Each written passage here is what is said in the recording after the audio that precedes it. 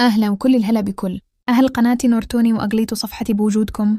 اليوم أحب أحجي وياكم عن شلون نقدر ننظم وقتنا بالأيام الباردة والشتوية اللي مرات تحسسنا كسل وتثاقل. بس الصدق إذا عرفنا ونرتب يومنا راح نحس بدفو وراح ننجز أكثر من الصيف. بالبداية خلينا نبلش من الصبح من تقعد. حاول تخلي روتين بسيط يدف جسمك، مثل تتحرك شوية أو تشرب مي دافي وراها. تخلي جدول خفيف لليوم، لا تتعاجز لأن البردة إذا سيطر عليك راح يضيع وقتك، فأنت سيطر عليه قبل ما يسيطر عليك. قسم يومك 3 إقسام: الصبح للأمور الضرورية، الظهر للمهام اللي تحتاج جهد العصر، والليل للراحة والأعمال البسيطة. وإذا عندك شغل أو قراية خليها بساعة تكون بيها دافي ومرتاح حتى مخك يركز أكتر. حاول تستغل الجو البارد بإضافة أجواء دافية تشجعك، مثل شاي دافي، بطانية خفيفة، موسيقى هادئة. كل هاي تخلي النفس مرتاح وتدفعك تكمل شغلك بدون ملل. وهمين حاول لا تضيع وقتك على التليفون أكثر من اللازم، لأن الشتوية تسحب الوقت سحب بدون ما نحس. خل تليفونك إله وقت محدد ولا تطول عليه على المود، لا يروح يومك بدون فايدة. وإذا طلعت من البيت حاول ترتب أمورك قبل بوقت حتى لا تنشغل وتتأخر بسبب البرد. وإذا ضليت بالبيت خليك مجمع شغلك بقسم واحد حتى ما تتشتت. وبالنهاية تذكر إنه الوقت إذا مشى ما يرجع، فاستغل كل دقيقة حتى لو الجو بارد. انت اللي تتحكم بيه مو هو يتحكم بيك. وهمين من الأشياء المهمة بالأيام الباردة إن تخلي وقت خاص إلك ترتاح بيه، حتى لو 10 دقايق تقعد بيها. يم الشباش تشم هوا نظيف أو تدفي يم صوبة أو تشرب لك شاي دافي. هالاستراحات الصغيرة تنطيك طاقة وتكمل يومك بدون ما تحس بضغط. وإذا عندك هدف تحب تحققه بهالأيام، مثل قراية تعلم شغله جديدة، ترتيب غرفه، أو حتى رياضة بسيطة بالبيت، خلي إلها وقت ثابت كل يوم حتى لو ربع ساعة. المهم الاستمرار، لأن الشتاء يساعد على الهدوء، وهذا الهدوء ينطي مجال تركيز أكثر. ولا تنسى تنظم نومك، لأن البرد يخلي الواحد يرغب ينام أكثر من اللازم، بس النوم الزايد يضيع وقتك ويخرب جدولك. حاول تنام بوقت ثابت وتقعد بوقت ثابت حتى جسمك يتعود وما تحس بخمول. وهمين رتب أكلك باليوم، لا تخليه عشوائي، لأن الأكل الدافي المرتب ينطيك نشاط أكثر ويخلي طاقتك ثابتة طول اليوم. وبنفس الوقت لا تكثر بالخمول بعد الأكل، حتى البرد لا يكسر عليك الحيل.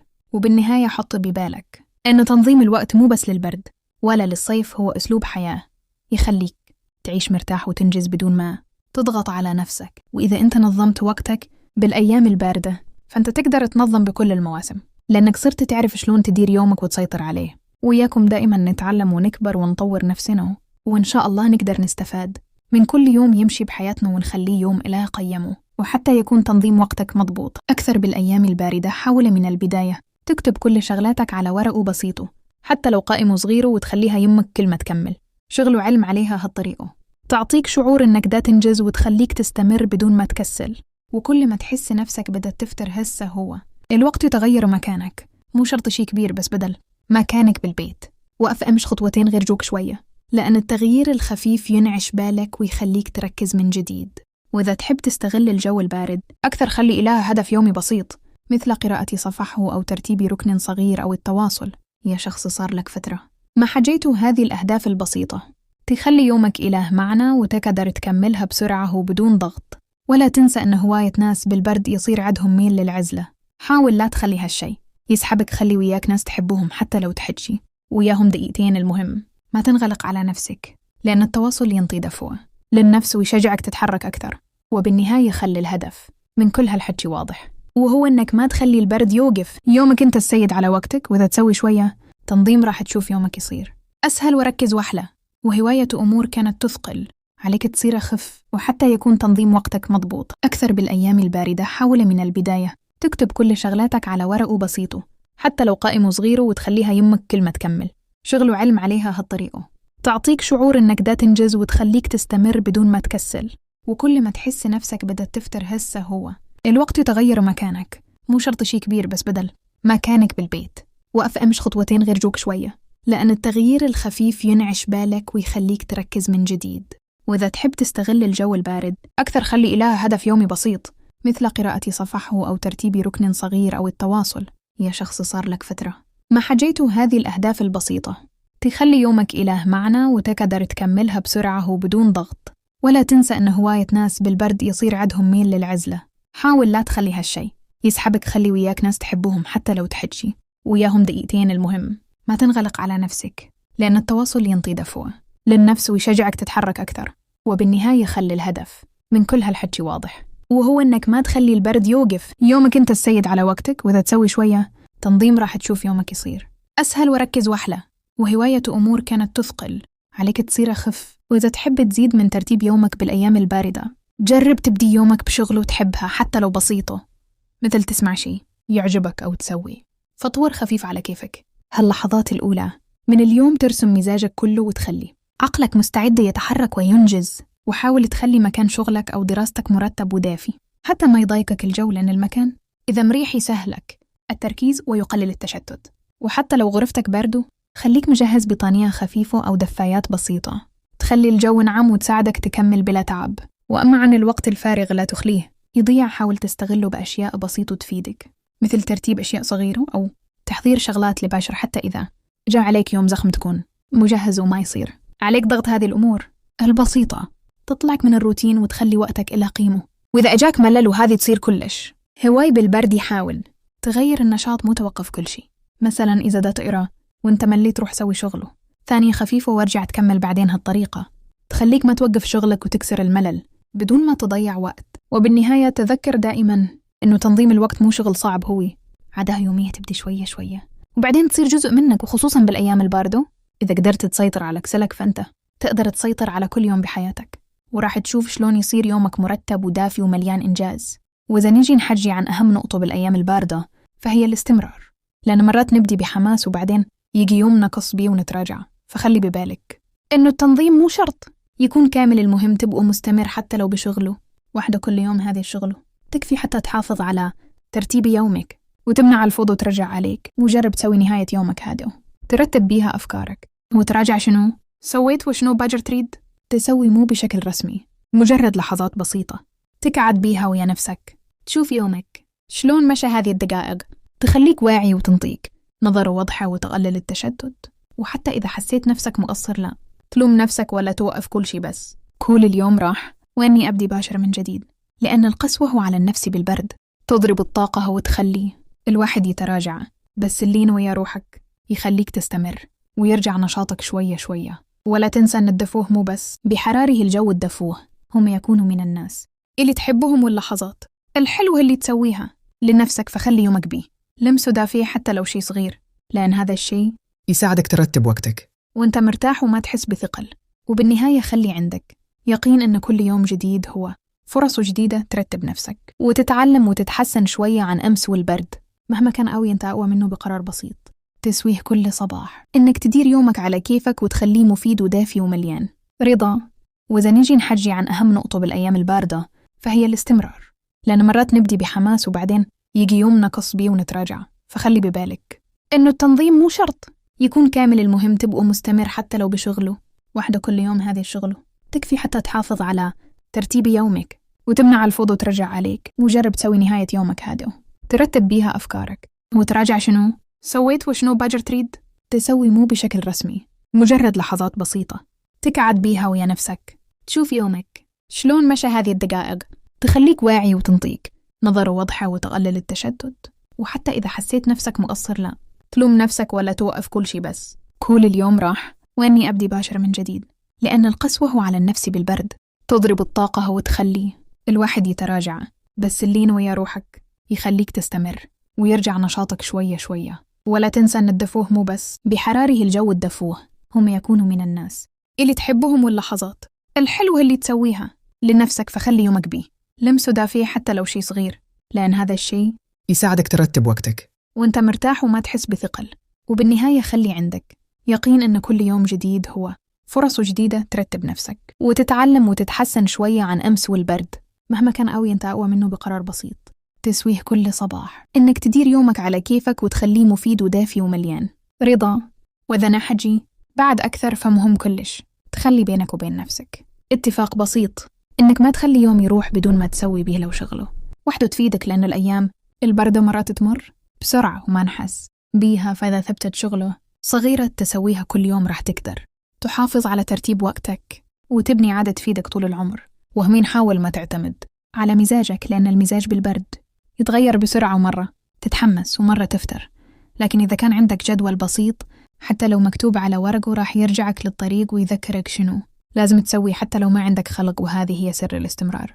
وجرب كل يوم من تبدي شغلك تخلي قدامك شيء يحفزك، مثل جملة تحبها أو ذكرى حلوة أو هدف دا تسعى له. حتى هذا الشيء يبقى يذكرك ليش دا.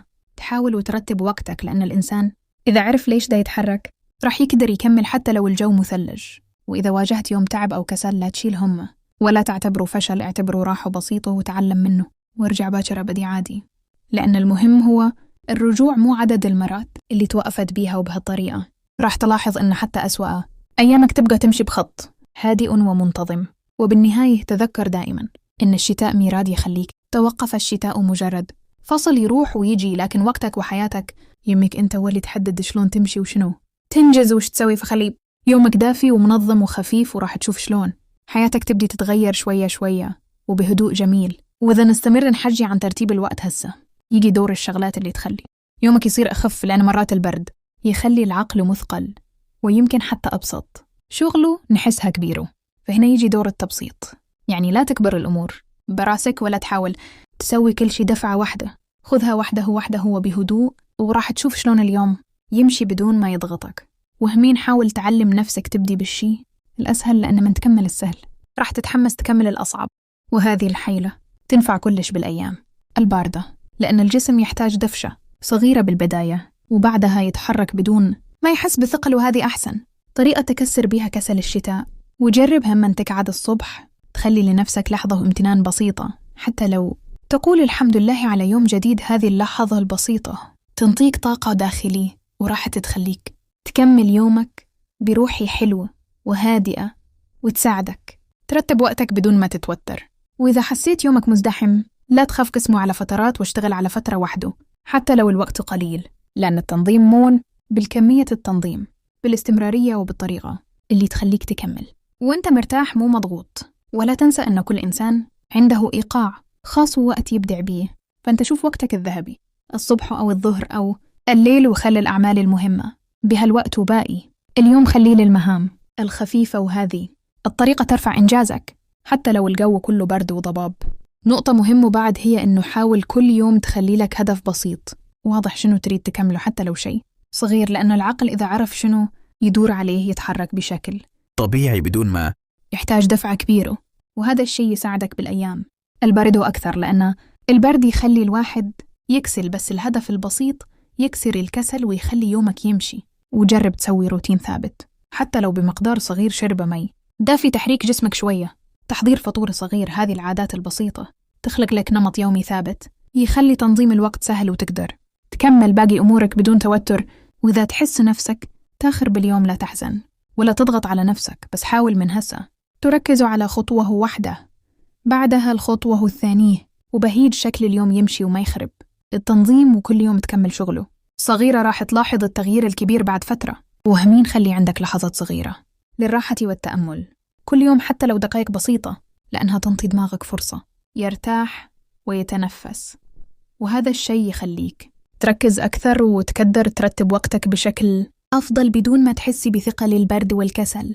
وبالنهاية خلك فاهم إنه تنظيم الوقت مو شيء صعب أو مستحيل، بالعكس إذا بديت بخطوات بسيطة وثبت عليها راح تشوف يومك يمر بسهولة وإنجازك يزيد وحياتك تصير مرتبة ودافي وإنت تتحكم بيها، مو البرد يتحكم بيك. حاول تحافظ على روحك معنويه مرتفعة، لأن البرد مرات يخلي الواحد كسلان ومزاجه تعبان. فخلي عندك أفكار حلوة، أشخاص تحبهم، أهداف صغيرة تتذكرك شلون تكمل يومك وتخلي كل يوم يمشي بفائدة حتى لو الجو ما ساعدك. وجربهم أنه كل فترة تشوف شغلك من زاوية ثانية، يعني تشوف شلون تقدر تحسن تنظيمك أو ترتب جدولك أكثر. راح تلقى طرق تخلي يومك أخف وأسهل ومليان إنتاجيه بدون ما تحس بتعب. ولا تنسى إنه كل يوم مهما كان قصير أو مليان أمور بسيطة كلها تحسب، لأن التنظيم مو بالكمية، التنظيم بالاستمرارية وبالنية وبهيج. حتى أقصر يوم بالبرد يقدر يعطيك شعور إنجاز كبير إذا سويت الخطوات الصحيحة. وبالأخير تذكر دائما إنك أنت السيد على وقتك وأنت اللي تحدد شلون يمشي يومك. البرد مجرد ظروف مو مانع. إذا عندك عزيمة وروتين بسيط وأهداف واضحة راح تشوف شلون حياتك تتغير شوية شوية وتقدر تنجز وتعيش يومك مرتاح ودافي. شغله بسيط بس مهم. حاول كل يوم قبل لا تنام تراجع شغلاتك، شنو سويت وشنو تخطط له باكر. حتى لو بشكل بسيط هذا الشيء يخليك واعي أكثر ويخلي يومك ثاني أخف وسلس أكثر، وتقدر تتجنب تضيع الوقت بدون ما تحس. وقربهم ترتب أغراضك اللي تحتاجها للباكر من هسه قبل لا يجي الصبح، لأن البرد بالصباح مرات يبطئ الواحد.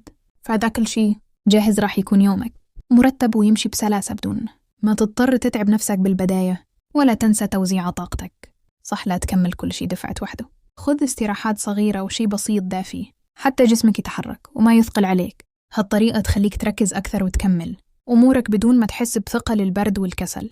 وإذا إجاك يوم مو مزبوط لا تقلق، كلنا نمر به. المهم ما توقف كل شيء، حاول تعوض باجر أو تكمل. الجزء البسيط المهم الاستمرار، لأن كل يوم يمشي خطوة وحده هو اللي يبني العادة والتغيير الكبير مع الوقت.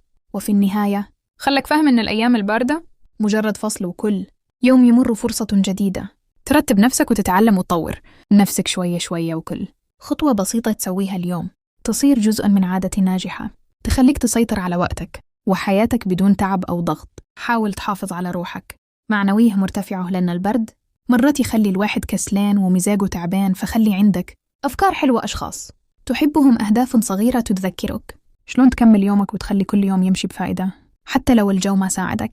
وجرب إنه كل فترة تشوف شغلك من زاوية ثانية، يعني تشوف شلون تقدر تحسن تنظيمك أو ترتب جدولك أكثر. راح تلقى طرق تخلي يومك أخف وأسهل ومليان إنتاجيه بدون ما تحس بتعب.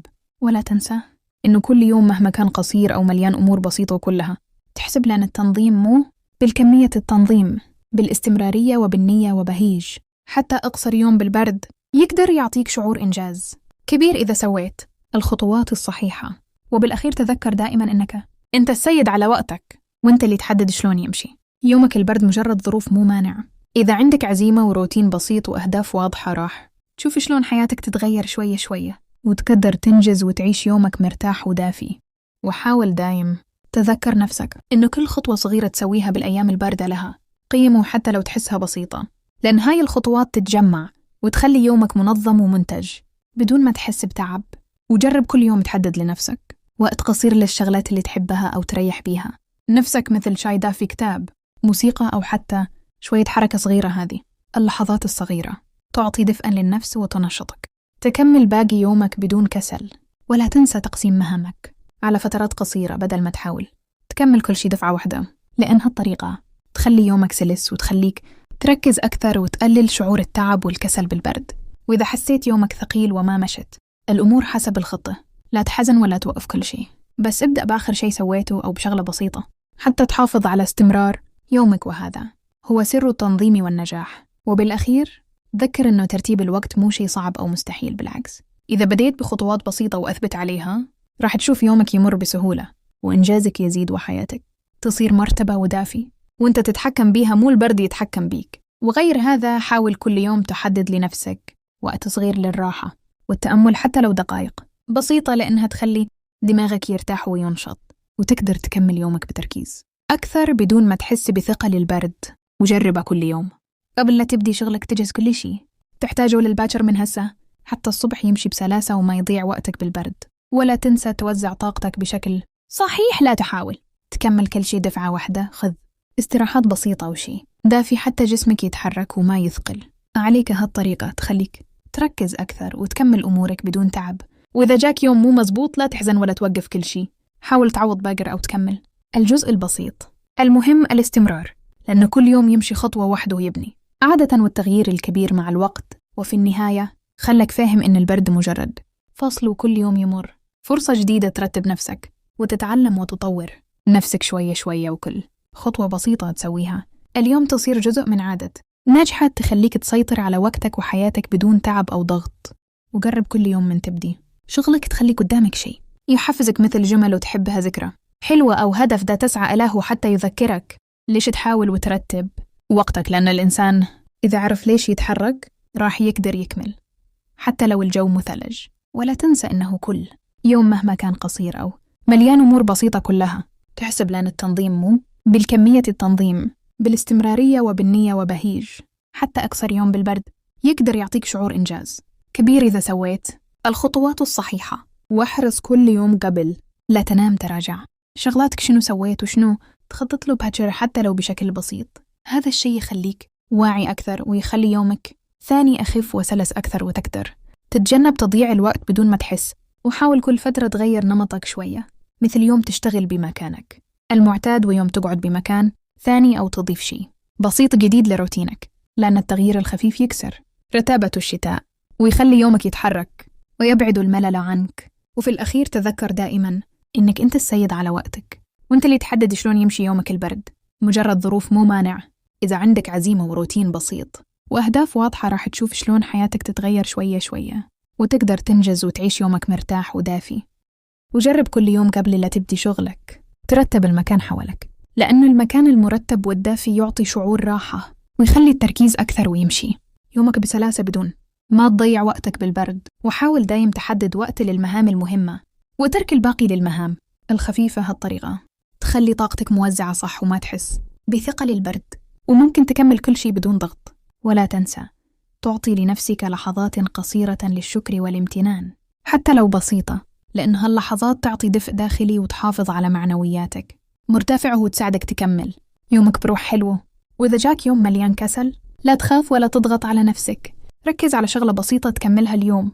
وإذا ما كفيت عوض بجر، المهم الاستمرار، وبهيج كل يوم يمشي خطوة وحده يبني عادة، والتغيير الكبير مع الوقت. وبالأخير تذكر دائما إن البرد مجرد فصل، وكل يوم يمر فرصة جديدة ترتب نفسك وتتعلم وتطور نفسك شوية شوية. وكل خطوة بسيطة تسويها اليوم تصير جزء من عادة ناجحة تخليك تسيطر على وقتك وحياتك بدون تعب أو ضغط. وجرب كل يوم بعد ما تكمل شغلك تاخذ لحظة بسيطة تتنفس بيها وتهدأ، لأن هاللحظة تنقي عقلك وتخلي دماغك مرتب وتستعد لبقية اليوم أو للباكر بدون ما تحس بتعب. وحاول دايم تقسم مهامك بشكل منطقي حتى لا تضغط على نفسك. خذ شغلة وحده كل مرة وبهيك شكل يومك يمشي بدون ضغط والبرد ما يأثر على إنتاجيتك. ولا تنسى تتذكر دايم أهدافك الصغيرة حتى لو بسيطة، لأن هالأهداف تحفزك تكمل وتخلي كل يوم له معنى وتساعدك تبني عادة تنظيم الوقت بدون ما تحس بالجهد. وإذا حسيت يومك ضاع بعض الشيء لا تحزن، ابدأ من جديد بنفس الروتين وخذ الخطوات الصغيرة، لأن الاستمرارية أهم من المثالية، وكل يوم تبني عادة ونجاح جديد. وبالأخير تذكر إنك أنت المسؤول عن وقتك وأنت اللي تتحكم بيه، والبرد مجرد فصل يمر والأيام تروح، واللي يفرق هو تنظيمك لوقتك وروتينك وإصرارك. وراح تشوف يومك يصير مرتب ومليان نشاط وإنجاز. وجرب كل يوم قبل لا تنام تراجع شغلاتك شنو سويت وشنو باجر تريد تسوي حتى لو بشكل بسيط. هالعادة تخليك واعي أكثر وتنظم يومك بدون ما تضيع وقتك. وحاول تحافظ على طاقتك خلال اليوم، ما تضغط على نفسك بكل المهام دفعة وحده. خذ فترات راحة صغيرة وشي بسيط دافي. هالطريقة تخليك تركز أكثر وتنجز بدون ما تحس بتعب. ولا تنسى تحافظ على معنوياتك مرتفع حتى لو الجو بارد ومزاجك مو مضبوط. خذ وقتك للأشياء اللي تحبها حتى لو بسيطة، لأنها تنطي دفء للنفس وتخليك تكمل يومك بروح حلوة. وإذا واجهت يوم مزدحم أو كسول لا تحزن، ركز على خطوة واحدة تكملها واليوم الثاني تعوض الباقي. المهم الاستمرار، لأنه كل يوم خطوة واحدة تبني عادة وتغير يومك تدريجياً. وبالأخير تذكر دايم إنك أنت السيد على وقتك وأنت اللي تتحكم بيه، والبرد مجرد فصل يمر، واللي يفرق هو تنظيمك وروتينك وإصرارك. وراح تشوف يومك يصير مرتب ودافي ومليان إنتاجية ورضا. لكل واحد يريد يرتب يومه بالأيام الباردة، وهي أنه يتعلم يحدد أولوياته ويعرف شنو أهم شغلة لازم تسويها باليوم وشنو ممكن تؤجلها. هالطريقة تخفف الضغط على نفسك، لأن مرات البرد يخلي الواحد يحس أنه مضغوط ومتلخبط. فالتخطيط الصحيح للمهام يخلي يومك سلس وممتع. حاول كل صباح قبل لا تبدي تحط قائمة بسيطة بالأشياء المهمة ووزعها حسب الطاقة، مثل الصبح للمهام الثقيلة والعصر للمهام العادية والليل للراحة والأمور الصغيرة. وإذا حسيت نفسك متعب خذ شوية حركة بسيطة مثل مشي بالمكان أو شرب شاي دافي أو تنفس شوية. هالأشياء البسيطة تجدد طاقتك وتخلي عقلك مركز أكثر. ولا تنسى تخصص وقت لنفسك كل يوم حتى لو 5 دقايق للهدوء أو التفكير بهدوء، لأن هالوقت يخلي كل شغلة باليوم تمشي بسلاسة. وإذا جاك يوم مو مزبوط لا تحبط، ركز على خطوة واحدة تكملها واليوم الثاني تعوض الباقي المهم، الاستمرار، لأن كل خطوة صغيرة تبني عادة قوية وتخلي تنظيم الوقت جزء من حياتك، وبهيجي كل يوم يمشي تدريجياً وتلاحظ يومك صار مرتب ودافي ومليان النشاط وإنجاز وانت تتحكم بهم والبرد. ونصيحة مهمة بعد لكل واحد يحب يرتب يومه بالأيام الباردة هي أنه يحاول يوازن بين الجهد والراحة، لأنه مرات الواحد يتحمس ويضغط على نفسه في البرد يخلي الجسم يثقل. في الأفضل تخلي كل شغلة لها وقت محدد لأكثر شيء 2 ساعات، وباقي الوقت للراحة والتحريك. والمشروبات الدافية هالطريقة تخلي طاقتك ثابتة طول اليوم وما تحس بثقل، وممكن حتى تستمتع بالوقت. حاول كل يوم تخلي جدولك بسيط ومرن، يعني خطة للمهام المهمة وباقي اليوم خليها للأمور الصغيرة البسيطة. وإذا إجاك يوم متعب لا تحبط، ركز على أنك تكمل خطوة واحدة وإنجز حتى جزء بسيط، لأن الاستمرار أهم من الكمال. خلي كل صباح تبدأ بشيء يعجبك، مثل شاي دافي، ريحة حلوة، موسيقى هادئة. هذه اللحظات ترفع معنوياتك وتخلي عقلك مستعد ينهي بقية مهامه. إذا حسيت نفسك مو مركز، خذ لحظة تتنفس أو تتحرك شوية.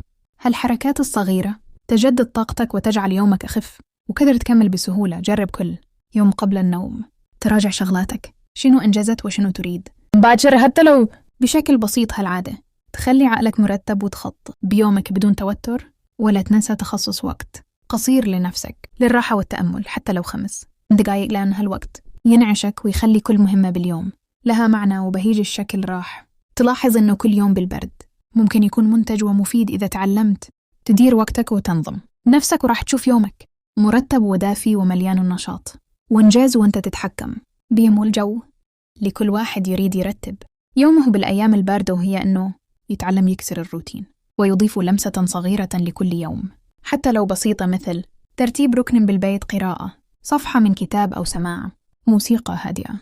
هالأشياء البسيطة تخلي يومك له معنى وتمنع شعور الملل والكسل. حاول كل يوم تخلي هدف صغير واضح، حتى لو شغلة واحدة تنجزها، لأن الاستمرارية أهم من الكمال. وإذا حسيت يومك ضاع بعض الشيء لا تحزن، ابدأ من جديد وخذ خطوة صغيرة حتى تعوضها. هالطريقة تخلي عادة تنظيم الوقت تتكون تدريجياً وتكون جزء من حياتك. يومك بالبرد ممكن يكون منتج ومفيد إذا تعلمت تدير وقتك بشكل صحيح. جرب كل صباح ترتب مكانك وتجهيز الأشياء المهمة للباكر قبل لا يبدي اليوم. هالتحضير البسيط يوفر وقتك وطاقتك ويخلي يومك يمشي بسلاسة. ولا تنسى تخصص وقت لنفسك للراحة